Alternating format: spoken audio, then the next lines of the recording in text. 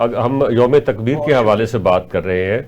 यौम तकबीर ने किस चीज़ को इस्टेब्लिश किया है? एक चीज़ को किया है या एक से ज़्यादा चीज़ों को किया है? मसलन पाकिस्तान की जो सालमियत है, पाकिस्तान का दिफा है, डिटेरेंस है, पाकिस्तान का कॉन्फिडेंस है, और जो तस्वीराती हैसियत हासिल है पाकिस्तान को इस खित्ते के अंदर, उसको आप किस तरह से देखते हैं यौम तकबीर को? कि मैं एक छोटा सा वाकया आपको सिर्फ बताना चाहूँगा। बहुत पहले मैं इंटरनेशनल इस्लामिक यूनिवर्सिटी में डीन था, तो एक जापानीज वफ्द आया हमारे यहाँ। वो जो जापानीज वफ्द के कायद थे, उन्होंने बड़ी लंबी तकरीर की एटॉमिक पावर होने के खिलाफ, न्यूक्लियर पावर बनने के खिलाफ। तो मैंने उनसे सिर्फ एक सवाल पूछा।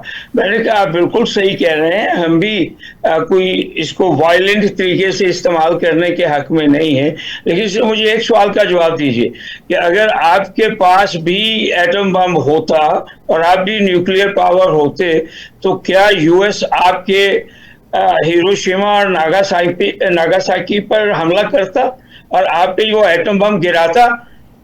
तो चुप करके कहते कि नहीं। मैंने कहा एग्जैक्टली इसी वजह से हमने अपने आप को न्यूक्लियर पावर बनाया है। हम किसी के खिलाफ नहीं जा रहे हैं, ये हमारा डिफेंस है और इस पे हमें फख्र है। और जैसे मियाँ वहीद साहब जिक्र कर रहे थे, इसमें मुख्तलिफ लोगों का कंट्रीब्यूशन है, नहीं भुट्टो साहब से लेके डॉक्टर कदीर और नवाज शरीफ एंड एवरीबॉडी। और मैं तो ये कहूँगा कि इसमें कौम का भी बहुत बड़ा कंट्रीब्यूशन है, क्योंकि कौम ने इसके लिए आखिर जितना भी एक्सपेंस है तो वो टैक्स मनी से ही पूरा होता, तो कौम की भी कंट्रीब्यूशन है और इसमें हमें फख्र है। और अगर मैं अपने ज़ात से बात करूं तो मैं कहूँगा कि मुझे इस पे फख्र है कि इसमें मेरा भी थोड़ा सा हिस्सा मौजूद है।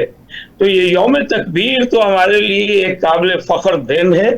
और अनफॉर्चुनेटली जैसे मियाँ साहब भी बात कर रहे थे, मैंने जनरल साहब की बात तो नहीं सुनी, लेकिन मियाँ साहब जो बात कर रहे थे कि अभी भी कुछ लोग इधर उधर की बातें करते हैं। तो अनफॉर्चुनेट पार्ट ये है कि पिछले कोई 30 साल से और ख़ास तौर पे पिछले 10 साल से हमारे खिलाफ जो एक नफ्सियाती जंग है, उसने क्या किया है कि हमारे नौजवानों में ख़ास तौर पे अफवाज के खिलाफ बदजन उनको किया गया, कौम के खिलाफ बदजन किया गया, कौम की कैपेसिटी के खिलाफ बदजन किया गया, और हर तरफ एक ही बात की गई कि जी हम करप्ट हैं। मतलब तो ये जो यौम तकबीर इनफैक्ट हमें फिर वो कॉन्फिडेंस देता है। और अल्लाह का शुक्र है कि ये वाकया पेश आ गया कि हिंदुस्तान ने हम पे थोड़ा सा हमला किया और हमने उसको वो भरपूर जवाब दिया कि अब हमारा जो है वो कॉन्फिडेंस वापस आया, कौम का कॉन्फिडेंस वापस आया।